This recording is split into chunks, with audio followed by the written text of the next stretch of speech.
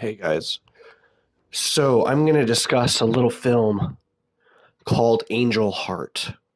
If you're familiar with this film, then you know where I'm going with this. If you're new to this film, and this is the first time you're hearing about it, I will be spoiler free on this. But I do want to discuss the brilliance. So let's get into it, okay? So this film is directed by Alan Parker, who's made a multitude of films like Mississippi Burning and Evita. In addition, it stars Lisa Bonet when she was 19. She's from The Cosby Show. Bill Cosby. And of course, we have the always brilliant, but slowly fading out of existence, Robert De Niro, who plays a character called Louis Cypheri. In addition, we have the legendary Mickey Rourke.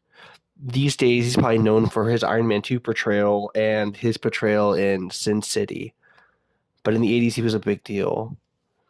So let's kind of talk about it. So I'm 100% convinced at this point that the 80s was one of the most inventive times for films.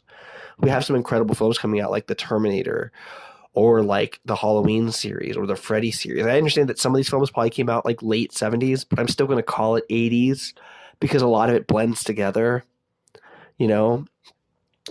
I mean, we had some great ideas. And as of now, in terms of horror, it just, everything has been there and done that, you know? Not to say there isn't cases where it isn't great, but still, it just isn't what it is, right? And I think a lot of people would agree with me. So Angel Heart essentially is following a character named Harold Angel, or Harry Angel, ha ha ha ha, Harold Angel, and he meets with his client, Louis Cypheri, and he's trying to track down a client for Louis Cypheri named Johnny Favorite. Johnny Favorite is a crooner, a Frank Sinatra type, who owes this man a great debt. So that's how the film basically opens up. He ends up meeting in a room with him. He gets contacted by Luciferi. They talk, and he goes out of his way to try to find Johnny Favorite. He doesn't know a whole lot. He's not familiar with him. He just knows that this is what he has to do. And throughout this whole journey, we have him traveling to Louisiana where he encounters voodoo and satanic practices.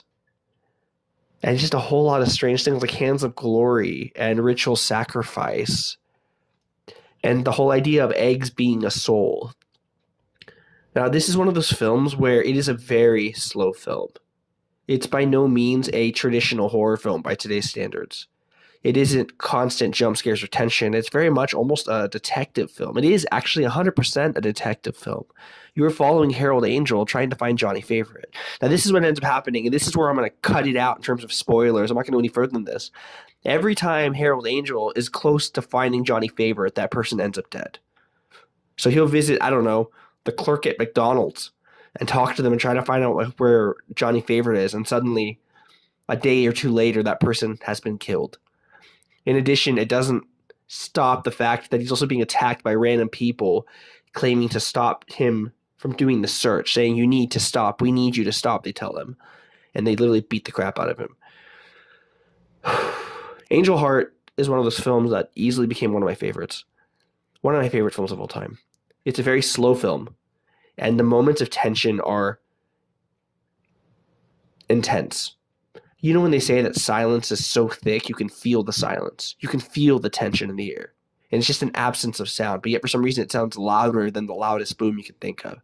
Because it doesn't just affect you mentally, but it permeates through your body and your thoughts. It's like something is off. I guess the best way to describe it, sort of like in the woods where you hear a bunch of animals and then it gets really quiet.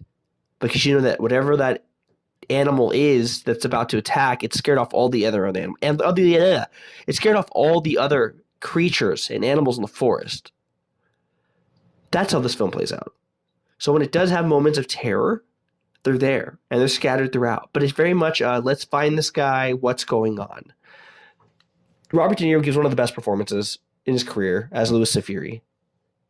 Absolutely incredible. Mickey Rourke, not only is he likable and charming, but you also see his multitude of emotions as he goes through this entire journey of trying to find what is going on and what is happening. In addition, Lisa Bonet, not only is she gorgeous, but she does a good job at playing a girl from the South. I can't really say too much about it because while her role is well done, it is kind of one of those like you slide into the slot kind of roles. And for all those perverts out there is copious amounts of sex in this film. Apparently, I had to look it up, and I found out that it was so much sex that it was controversial. I'm talking like full butt cheeks. Yeah. And it's funny because you can be like, oh, that's hot, right? Sure, go for it. Feel that way. But what's interesting is it's really disturbing. Because Harold Angel's having these flashbacks and these visions. Well, I don't want to say flashbacks. There's no flashbacks, but he's having these visions of death and murder, and it's just scary. But it's like makes you wonder: is he seeing things? Are things really happening? Sometimes you can't tell between a hallucination or a daydream. That being said, if you haven't seen Angel Heart, I highly recommend it. It is easily one of the best films I've ever seen. I mean, so much to the point that I'm going to go buy a poster. Anyway, guys, thanks for watching.